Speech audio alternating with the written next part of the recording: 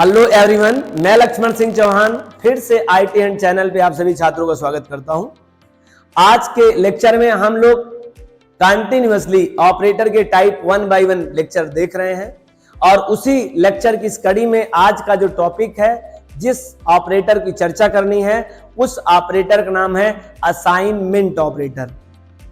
नाम बड़ा है और है नहीं इतना बड़ा, ये काम बड़ा है, ये बात है। ठीक है, बात करते हैं हम असाइनमेंट ऑपरेटर की।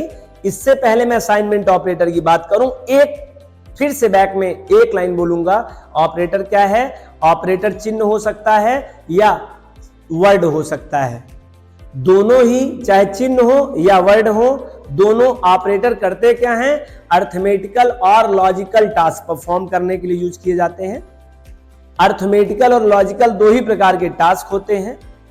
दोनों प्रकार के टास्क को कल परफॉर्म करना होगा तो आपको ऑपरेटर की जरूरत पड़ेगी। और ऑपरेटर यहां पर कई प्रकार के हैं, 8 टाइप के डिफरेंट ऑपरेटर हैं। पिछले लेक्चर मैंने एक्सप्लेन किया है 8 के नाम। उस 8 टाइप के ऑपरेटर के अलग अलग अपने क्या हैं? फैमिली मेंबर के अलग अलग ऑपरेटर हैं।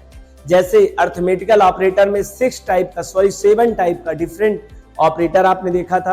प्रत्येक ऑपरेटर का नाम, काम सब अलग अलग था। हम लोगों ने रिलेशनल ऑपरेटर पढ़ा, उसमें गए तो 6 टाइप के ऑपरेटर बताए गए। वो 6 टाइप के ऑपरेटर का अपना नाम था, काम था।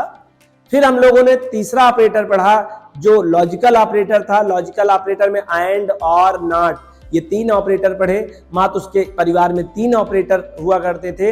और आज का जो चौथा लेक्चर है ऑपरेटर के टाइप का, वो है असाइनमेंट ऑपरेटर। और आप जानने के लिए बिल्कुल तैयार होंगे कि इनके कितने टाइप होते हैं, इनके कितने कांस्टेंट बॉडी है। तो जितना इनका जो नाम है असाइनमेंट ऑपरेटर, तो इनके परिवार में केवल 1 लोग रहते हैं और टोटल ये है। इनके अलावा कोई होता नहीं है इनमें। इनके फैमिली मेंबर में सबसे छोटा फैमिली मेंबर है। अभी तक जितना आपने ऑपरेटर पढ़ा है चारों में, मैं आपसे पूछूं, कमेंट बताइए सबसे बड़ा परिवार किसका रहा? तो आपका आंसर होगा अर्थमेटिकल का रहा, क्योंकि 7 डिफरेंट टाइप के वहां पे सिंबल अवेलेबल थे। उसके बाद अगर किसी का बड़ा था तो रिलेशनल था, 6 टाइप के थे। फिर लॉजिकल का 3 थे। और अब हम लोग जो पढ़ने आए हैं वो असाइनमेंट ऑपरेटर है। और इस असाइनमेंट ऑपरेटर में टोटल 1 होते हैं। वक्त न जाया करते हुए, मैंने कई लेक्चर में आपको रिपीट किया है, तो डायरेक्ट आता हूं अपने रिटन कंटेंट पे और एक्सप्लेन करता हूं। असाइनमेंट ऑपरेटर, असाइन मतलब होता है रखना। असाइन माने रखना। रखने के लिए इसका यूज किया गया। क्या रखने के लिए? कोई वैल्यू को अगर आपको रखना हो किस पर? किसी ऑब्जेक्ट पर, तो इसका उपयोग किया जाता है। ठीक है। Assignment operator is a type of operator. उसी टोटल नंबर ऑफ 8 ऑपरेटर की गिनती में से एक इनकी भी आती है, इनका नाम है असाइनमेंट ऑपरेटर। तो असाइनमेंट ऑपरेटर का भी एक प्रकार है पाइथन प्रोग्रामिंग लैंग्वेज का। आगे, it is used for assign. इसका उपयोग किसके लिए किया जाता है? Assign the value. इसी टास्क के कारण इसका नाम असाइनमेंट ऑपरेटर पड़ा है। असाइन द वैल्यू, वैल्यू को असाइन करने के लिए। ऑन ऑब्जेक्ट, किस पर? ऑब्जेक्ट पर वैल्यू रखने के लिए इसका उपयोग किया जाता है। लेकिन क्या हमें दिखाई देता है कि ऑब्जेक्ट वैल्यू रख रहे हैं? नहीं, हमें जो दिखाई देता है वो ऑब्जेक्ट नेम दिखाई देता है, हम उस पर वैल्यू रखते नजर आते हैं। या और ऑब्जेक्ट नेम कहें या आइडेंटिफायर कहें, हम ऑब्जेक्ट नेम कहें ज्यादा अच्छा रहेगा। ऑब्जेक्ट नेम, और भी डायरेक्ट या इनडायरेक्ट वे में। अब क्या होता है डायरेक्ट वे, क्या होता है इनडायरेक्ट वे, ये थोड़ा सा मुझे एक्सप्लेन करने के लिए रफ करना पड़ेगा आपको ये थ्योरी कंटेंट्स, तो मैं इसके बाद बता दूंगा मैं क्या कहना चाहता हूं। आगे चले। It is also called to binary operator. आपने प्रीवियस लेक्चर में 3 ऑपरेटर पढ़कर चौथा ऑपरेटर पढ़ने आए हैं। जैसा कि आप जानते हैं, जिस ऑपरेटर को जितने ऑपरेंड की नीड होती है उसी अकॉर्डिंग हमने 3 तरह के ऑपरेटर बांटे हैं। Binary operator, unary operator, ternary operator. हालांकि अभी टर्नरी ऑपरेटर की बात पाइथन में नहीं होती है, तो हम बात 2 ही कर रहे हैं, यूनरी और बाइनरी। अभी तक आपने पीछे प्रीवियस लेक्चर में हमें कमेंट करके बताइए ऐसा कौन सा ऑपरेटर पढ़ा है जो यूनरी ऑपरेटर है। तो आपका आंसर होगा सर अर्थमेटिकल तो पूरी तरह से जितने भी उसके सिंबल्स थे वो सब बाइनरी पे काम करते थे, तो बाइनरी ऑपरेटर प्योर है वो। जो दूसरा मैंने रिलेशनल ऑपरेटर पढ़ा था उसमें 6 नंबर ऑफ ऑपरेटर्स यूज होते थे, वो सब के 6 जो यूज करते थे हम लोग मोस्टली किसके लिए काम करते थे, बाइनरी के लिए काम करते थे। अच्छा 6 में नॉट इक्वल टू जो होता था रिलेशनल में, नॉट इक्वल टू भी बाइनरी नहीं बल्कि यूनरी है। और तीसरा हम लोगों ने जो देखा लॉजिकल में नॉट जो है वो भी कैसा था, यूनरी था, क्योंकि एक ऑपरेंड पे काम करता है। तो आइए हम प्रीवियस की बात छोड़कर इस पर आते हैं, ये कौन से टाइप का है, तो ये भी बाइनरी है। ठीक है, द लेफ्ट हैंड ऑपरेंड, अगर बाइनरी है तो दो साइड होंगे, एक लेफ्ट हैंड ऑपरेंड्स होंगे, एक राइट हैंड ऑपरेंड्स होंगे। ये बात ध्यान सुनिएगा, the left hand operand must be an object name. इस बात को ध्यान रखिएगा, बहुत इंपॉर्टेंट बात है। जो लेफ्ट हैंड ऑपरेंड होगा मतलब जो इस साइड में जो असाइनमेंट ऑपरेटर होगा उसके लेफ्ट हैंड साइड में जो भी होगा वो सदैव और सदैव और सदैव क्या होना चाहिए, वह होना चाहिए एक ऑब्जेक्ट का नेम, राइट। उधर कांस्टेंट नहीं होना चाहिए। कांस्टेंट नहीं पता है तो आप प्रीवियस लेक्चर में मैंने एक्सप्लेन किया है, डिस्क्रिप्शन लिस्ट में मिल जाएगा, वहां जाके देख लीजिए। और अथवा आइडेंटिफायर, जिसे हम ऑब्जेक्ट नेम कह रहे हैं, ये इसी को हमने आपको बताया था आइडेंटिफायर के नाम से भी जानते हैं। अगर आप उसको आइडेंटिफायर जानते थे तो आइडेंटिफायर जान लीजिए, अगर आप उसको ऑब्जेक्ट नेम जानते थे तो ऑब्जेक्ट नेम समझ लीजिए, अगर दोनों समझते थे तो एक्सीलेंट है, आप समझ गए हैं फिर। And the right hand operand में बी एज ऑब्जेक्ट नेम और कांस्टेंट वैल्यू। पहली बात तो आपको लेफ्ट हैंड साइड के ऑपरेंड में कांस्टेंट तो रखना ही नहीं कभी। आपके राइट हैंड साइड को कांस्टेंट एरिया दिया गया है, आप कांस्टेंट उधर रखिए। हाँ, कांस्टेंट नहीं रखना चाहते तो उस साइड में ऑपरेंड के तौर पर आप ऑब्जेक्ट नेम भी रख लीजिए, लेकिन लेफ्ट हैंड साइड में तो श्योर रहेगा। फिर से मेरी बात समझिएगा, मैंने कहा असाइनमेंट ऑपरेटर के लेफ्ट हैंड साइड में सदैव ऑब्जेक्ट नेम रहेगा, राइट हैंड साइड में चाहे वैल्यू रख लीजिए चाहे ऑब्जेक्ट ही रख लीजिए, हमसे कोई प्रॉब्लम नहीं है। मैं इसको भी एक्सप्लेन करने की कोशिश करूंगा, अभी रफ करने के बाद थ्योरी कंटेंट तक। वी कैन असाइन वैल्यू, हम लोग असाइन कर सकते हैं वैल्यू ऑन ऑब्जेक्ट, ऑब्जेक्ट पर एट प्रोग्राम टाइम। आपको पता होगा किसी ऑब्जेक्ट पर वैल्यू रखने का दो तरीका मैंने बताया था और मैंने पिछले लेक्चर में इसको बहुत अच्छे से डीप में एक्सप्लेन किया है। फिर भी अगर यहां बात आई तो मैं बता दूं, आप किसी ऑब्जेक्ट को वैल्यू दो तरह से इनिशियलाइज कर सकते हो, प्रोग्राम टाइम वैल्यू इनिशियलाइज कर सकते हो, रन टाइम वैल्यू इनिशियलाइज कर सकते हो। प्रोग्राम टाइम वैल्यू इनिशियलाइज करना होगा तो केवल और केवल एकमात्र आपके पास ये माध्यम है असाइनमेंट ऑपरेटर, इसकी मदद से आप उस पर वैल्यू रखेंगे। और वैल्यू रखने की बात किया जाएगा तो हम वैल्यू 3 तरह से रखते हैं। मैं अभी कोशिश करूंगा रब करने के बाद इस बात को एक्सप्लेन कर पाऊंगा आपके लिए। आगे, we can assign value on object at program time, then they used it and also do the expression. हम अपना वैल्यू भी रखने का काम करते हैं और एक्सप्रेशन भी, जब भी कभी आप कोई कैलकुलेशन करोगे, सिंपल इंटरेस्ट निकालना होगा तो principal rate multiply by time divide by 100 कुछ करके आप एसआई पे रखोगे, वो भी असाइनमेंट ऑपरेटर की मदद से होगा। तो एक्सप्रेशन करने के लिए स्टेटमेंट्स भी यूज करोगे असाइनमेंट ऑपरेटर, और जब शुरुआत में किसी ऑब्जेक्ट पर वैल्यू आप इनिशियलाइज कर रहे होंगे तब भी उसका यूज करेंगे। ठीक, आगे चलिए। We can used to assignment operator using 2 different ways, so that is called two, they are 2 types. Assignment operator कतई 2 प्रकार के नहीं होते, दिमाग में बैठा लीजिए। मैंने इसलिए वहां लिख दिया है कि काम करने के अलग तरीके से कुछ लोग उसको 2 तरीके से मानते हैं। अगर असाइनमेंट की बात किया जाए तो असाइनमेंट 2 होते नहीं है, असाइनमेंट एक ऑपरेटर होते हैं। ये काम करते 2 तरह से नजर आते हैं, तो कुछ लोग इसको 2 मान लेते हैं। तो याद रखिए 2 नहीं है, वो एक ही है। मैं आपसे पूछूं how many nose in your body, आपके बॉडी के साथ नोज कितनी है, 1 है कि 2 है, कमेंट करके बताइए। तो आप कहेंगे सर 1 या 2, कंफ्यूजन में है आप। तो एग्जैक्टली उसी तरह समझिए, आपके पार्टीशन 2 हैं तो 2 नाक नहीं है।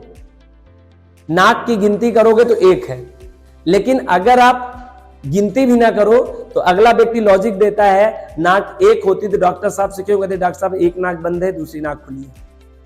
तो नाक एक है, पार्टीशन दो है, तो हम ये नहीं कहते हैं काउंट कर ले कि दो नाक है इसमें। हमारे पास जो नोज के नंबर ऑफ है बॉडी में वो 1 है। एग्जैक्टली असाइनमेंट ऑपरेटर एक होता है, उसके काम करने के तरीके दो है। तो कुछ लोगों को दिखा तो उन्होंने दो कह दिया, हम भी दो नहीं कह रहे, आप भी नहीं कहना, लेकिन किस वे से उसे दो कहा गया मैं आपको एक्सप्लेन कर दूंगा अभी। जस्ट आगे चलें, आगे लिखा गया है। अच्छा उसका नाम क्या, देखो कितना प्यारा नाम दिए हैं। जैसे ये नाम देते हैं left hand nose and right hand nose. ये सही है? नोज क्या लेफ्ट हैंड नोज होती है, राइट हैंड नोज होगा क्या? नोज तो एक ही होता है। तो पार्टीशन होने की वजह से, दो तरीके से वर्क होने की तरीके से कुछ लोगों ने उसको दो टाइप का नाम दिया। एक बोलते हैं लॉन्ग हैंड असाइनमेंट और दूसरे को होते हैं shorthand assignment. Longhand assignment का मतलब होता है object name equal to value, आपको यही समझना है। और शॉर्ट हैंड असाइनमेंट क्या होता है, ऑब्जेक्ट नेम रहेगा और उसके जस्ट बाद ऑपरेटर रहेगा, फिर कोई वैल्यू रहेगा। इस बात को इस तरह से नहीं समझ पाएंगे, हमें इसे क्लीन करना पड़ेगा व्हाइट बोर्ड को, फिर आपको मैं समझाता हूं और एकदम बुनियादी तरीके से समझा देता हूं। कई बात समझाना था, जैसे मुझे एक बात समझानी है, ये आइडेंटिफायर ऑब्जेक्ट वैल्यू, और फिर लास्ट में ये बात क्लियर सब कर दूंगा मैं। चलिए इरेज करता हूं मैं और आपको मैं समझाता हूं कि ये असाइनमेंट ऑपरेटर कहां कहां उपयोग करते आपके प्रोग्रामिंग में दिखाई देगा और इसको किस वे से इसका नाम पड़ गया assignment, what's reason is called assignment. और तीसरी चर्चा करेंगे असाइनमेंट को दो टाइप का क्यों कहा गया, यूज कैसे दो तरीके से होता है। और तीसरी बात करेंगे वैल्यू का यूज क्या होता है। पहले तो इसका नाम असाइनमेंट क्यों किया गया, सिंटैक्स फिर सुन लीजिए। कोई ना कोई ऑब्जेक्ट नेम मैं दूंगा इक्वल टू, और यहां पर हम लोग वैल्यू देते हैं। अक्सर ये काम आप करते नजर आए होंगे, या फिर अभी आपने प्रोग्राम नहीं शुरू किया हम लोगों ने, तो हम नजर आएंगे आगे चल के। हालांकि मैंने जब इंटीजर कांस्टेंट बता रहा था तो आपको एक चीज देखने को जरूर मिला होगा। एग्जांपल जरा देखिए, शायद आपको समझ में आए। कुछ आपको मैंने कभी ऐसे जरूर बताया होगा, ऐसे, या फिर 5.5 करते हुए आपको नजर आया होगा, या 3.5 प्लस 3j करते नजर आए होंगे, या d इक्वल टू आपको ट्रू करते नजर आया होगा, या तो आपको e इक्वल टू नन करते नजर आए होंगे। हम कुछ याद आ रहा है आप लोगों को जी? Integer constant, float constant, complex constant की वैल्यू है सर, ये बूल कांस्टेंट की वैल्यू है, नन कांस्टेंट की वैल्यू है। ये बात समझ में आ गई सर? तो जरा बताइए, ये जो इस साइड है, अब मैं आपको बता दूं, पहले सिंटैक्स क्लियर हो गया, ये मैं एक्सप्लेन और अच्छे से कर रहा हूं इधर। जैसे कि ये वैल्यू के स्थान पे क्या हो सकता है, आप 5 भी रख सकते थे, आप 5 ना रखकर ऐसे रख सकते हैं, जैसे a इक्वल टू 5 यहां रख दिया। अगर मैं 5 ना रखना चाहता डायरेक्ट यहां पे, तो x पे मैं 5 लिया होता और a पे डायरेक्ट क्या रख देता, मैं x रख देता। तो आप यहां देख रहे हैं वैल्यू ग्रुप में डायरेक्ट टाइप का और ये इनडायरेक्ट। वही मैं पहले लाइन में जो लिखा था कि आप असाइनमेंट ऑपरेटर की मदद से किसी ऑब्जेक्ट के ऊपर डायरेक्ट या इनडायरेक्ट वैल्यू रख सकते हैं। तो ये रहा डायरेक्ट टाइप की वैल्यू, 5 डायरेक्ट रख दिया। इसमें भी 5 रख रहे हैं, लेकिन पहले रख रहे हैं x पे और x को उठा के रख रहे हैं किस पे, a पे। कुल मिला के इनडायरेक्ट भी हो गया। आई होप वो बात क्लियर हो गई आपको। आगे चलें। वैल्यू के रूप में ऑब्जेक्ट भी हो सकता है और कांस्टेंट भी हो सकता है।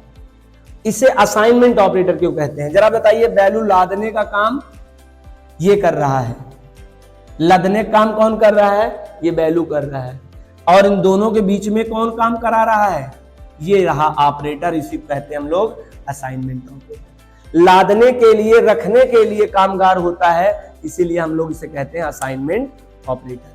और ये मुख्यतः दो तरह से आपको दिखाई देगा। जब आप प्रोग्राम बना रहे होंगे, प्रोग्राम टाइम वैल्यू आप किसी को देते हो किसी ऑब्जेक्ट पे, तो आपको इस तरह की वैल्यू देनी होती है।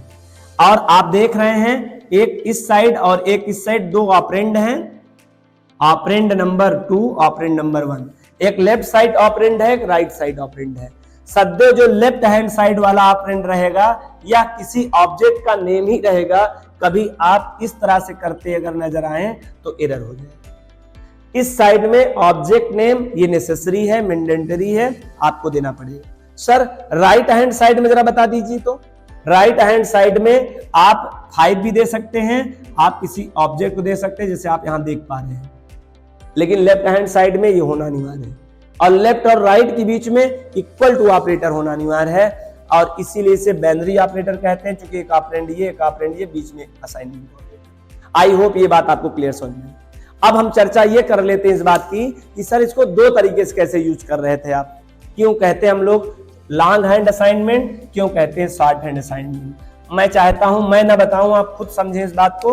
अगर a इक्वल टू 5 है, ठीक है, तो सबको पता है कि ये a इक्वल टू 5 का मतलब होता है हीप एरिया बना होगा, जिस हीप एरिया में 5 होल्ड हो गया होगा, इसका अपना एक रेफरेंस होगा, ए रेफरेंस को इसको देख रहा होगा 2010 और इसको रेफरेंस कर रहा है, और जब भी एक वैल्यू पाते निकल जाता है। पुरानी बातें बहुत अच्छे से आपने समझ लिया होगा इस बात को।